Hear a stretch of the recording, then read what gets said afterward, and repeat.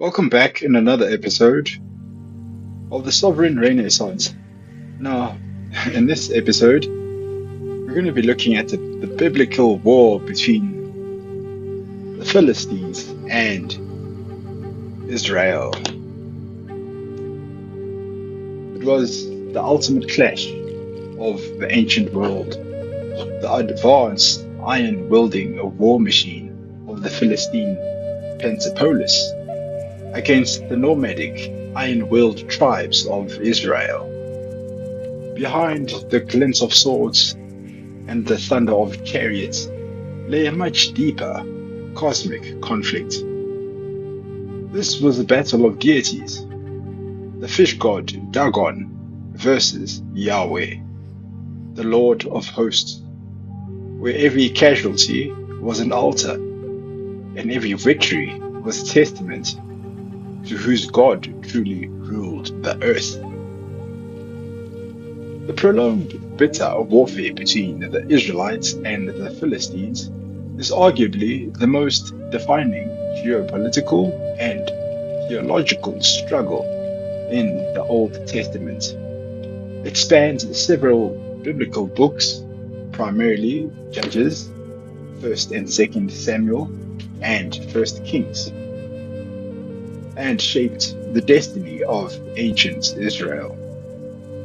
The significance of this conflict can be broken down into three main categories, namely geopolitical, technological, and theological. The geopolitical significance, the birth of the monarchy. Before the Philistine threat reached its peak, Israel was not a unified nation. It was a loose, disorganized confederation of 12 tribes ruled by temporary regional leaders called judges. The existential threat. The Philistines were highly organized under a powerful coalition of 5 city-states: Gaza, Ashkelon, Ashdod, Ekron, and Gath, known as the Philistine Pentapolis. They occupied the rich, fertile coastal plain and constantly pushed eastward into Israelite hill country, forcing a unified leadership. Under the tribal system of Israel, the tribal system of Israel simply could not withstand the coordinated military power of the Philistines. The threat became so severe, culminating in the Philistines capturing the Ark of the Covenant and destroying Israel's religious center in Shiloh, according to 1 Samuel 4. That the people begged the prophet Samuel for a king, a catalyst for kings. The war directly forced the transition of Israel from a fractured tribal society into a unified kingdom. It birthed the reigns of King Saul, who spent his entire life fighting them, and later King David, who finally subdued them. The technological significance, the Iron Age monopoly. The conflict represents a classic historical clash between a technological advanced superpower and an underdeveloped underdog. The iron monopoly. The Philistines are widely believed to have been a part of the Seas people, migrants from the Greek regions who arrived in Canaan with advanced metallurgy skills. They possessed a strict monopoly on ironworking, keeping them firmly a step ahead of the Bronze Age Israelites. Economic control. The Bible explicitly details this technological suppression in 1 Samuel chapter 13, verse 19 to 20.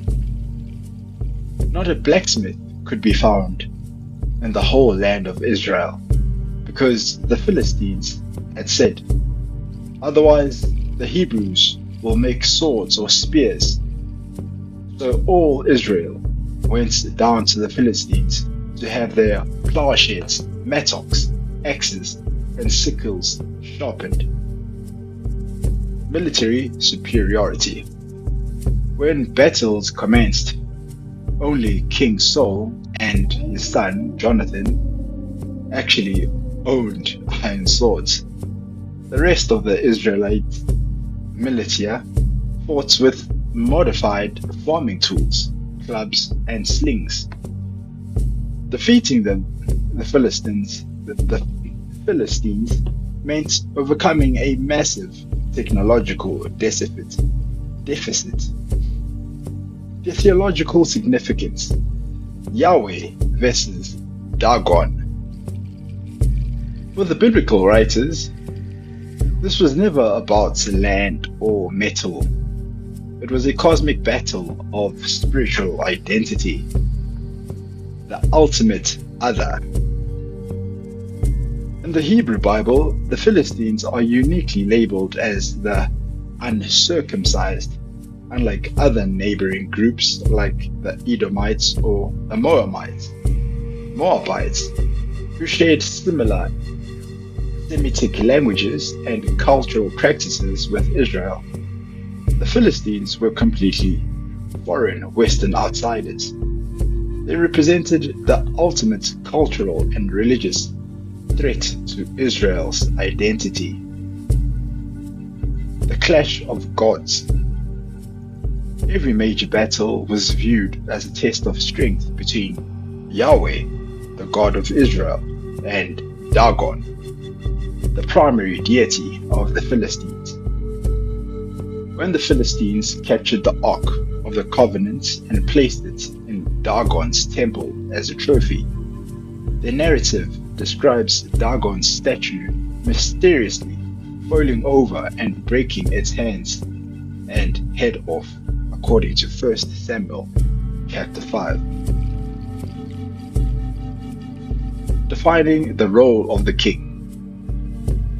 The war served as a spiritual measuring stick for Israel's leadership.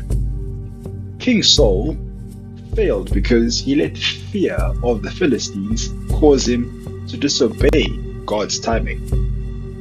On the other hand, King David succeeded because he fought them explicitly to defend God's reputation, famously telling Goliath, "The battle is the Lord's."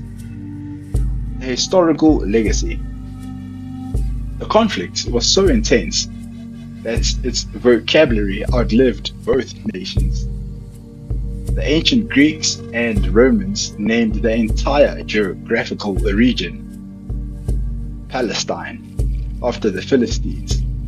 Today, the word Philistine is still used in common English to describe an uncultured, hostile person who lacks appreciation for art or intellect. The chariots have long since rushed into the dust, and the proud cities of the Philistines lie buried beneath centuries of shifting sand. Yet the echoes of this ancient blood feud refuse to die.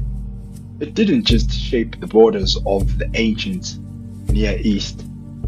It forged the very identity of a people, leaving us with a timeless truth whispered from the ruins of Canaan.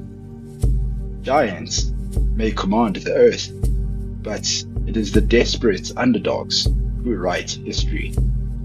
The Philistines gave their name to the very land they sought to conquer, but the Israelites walked away with something far more enduring: their survival, their stories, and a blueprint for overcoming the impossible that the world would never forget.